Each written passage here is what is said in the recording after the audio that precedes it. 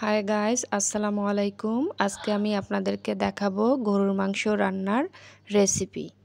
বাটিতে আমি 1 কেজি পরিমাণ গরুর মাংস নিয়ে নিয়েছি। এখন চুলার উপরে প্যান বসিয়ে দিলাম এবং প্যান গরম হয়ে গেলে আমি হাফ কাপ পরিমাণ রান্নার সয়াবিন তেল দিয়ে দিলাম।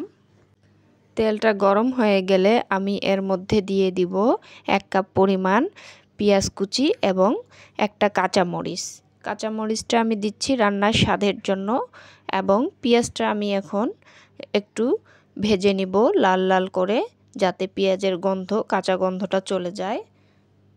পেঁয়াজ লাল হয়ে এসেছে, এর মধ্যে আমি দিয়ে দিচ্ছি 3 টেবিল চামচ পরিমাণ আদা ও রসুন বাটা।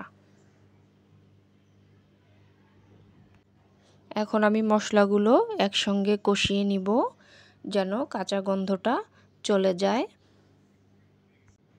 এখন এর মধ্যে দিয়ে দিচ্ছি 1.5 টেবিল চামচ পরিমাণ লবণ, 1.5 টেবিল চামচ পরিমাণ হলুদের গুঁড়া, 1 টেবিল চামচ পরিমাণ শুকনা মরিচের গুঁড়া, 1 টেবিল চামচ পরিমাণ জিরা ও ধনিয়ার গুঁড়া এবং 1 টেবিল চামচ পরিমাণ গরম মশলার গুঁড়া।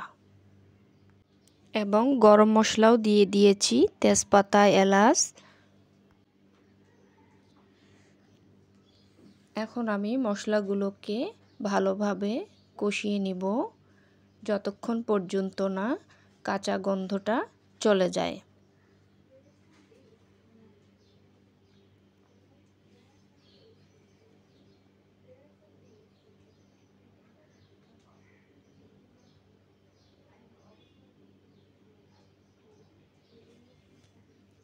মশলাটা কষানো হয়ে গেলে এর মধ্যে আমি অল্প পরিমাণে পানি অ্যাড করব।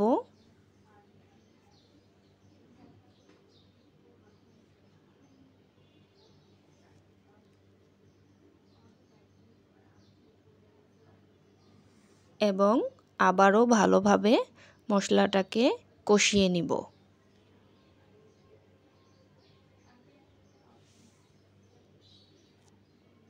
কষানো হয়ে গেলে আমি মাংসগুলো ঢেলে দিব এবং ভালোভাবে নাড়াচাড়া করব।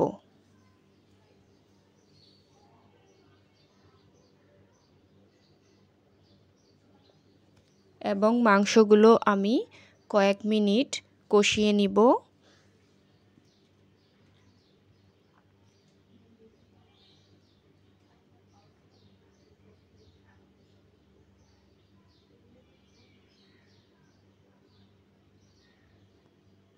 কষানো হয়ে গেলে আমি ঢাকনা দিয়ে ঢেকে দিব।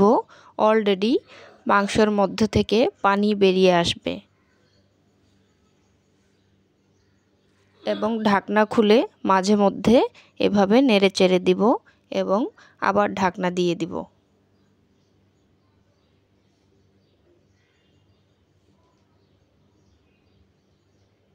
পানিটা যখন শুকিয়ে যাবে তখন মাংসগুলো আমি আবারও কষিয়ে নিব ভালোভাবে।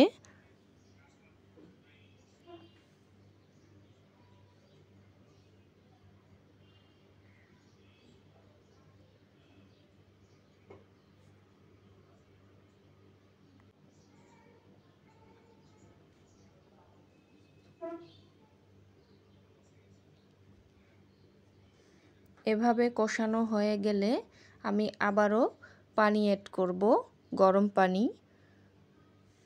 মাংসটা সিদ্ধ হওয়ার জন্য। আর গরম পানি এই জন্যই ব্যবহার করতেছি মাংসের স্বাদটা ঠিক রাখার জন্য। এখন আমি আবারও নেড়েচেড়ে ঢাকনা দিয়ে ঢেকে দিব।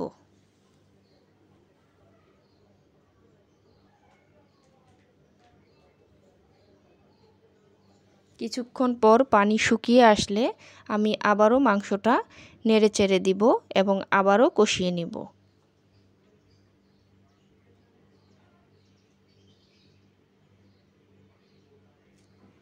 প্রায় 10 মিনিটের মতো কষিয়ে নিব।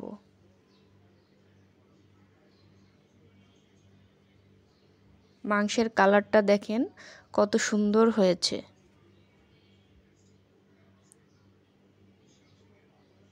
এখন আমি আবারও সামান্য একটু পানি দিয়ে দিব, কারণ মাংসটা আমার সিদ্ধ হয়নি পুরোপুরি।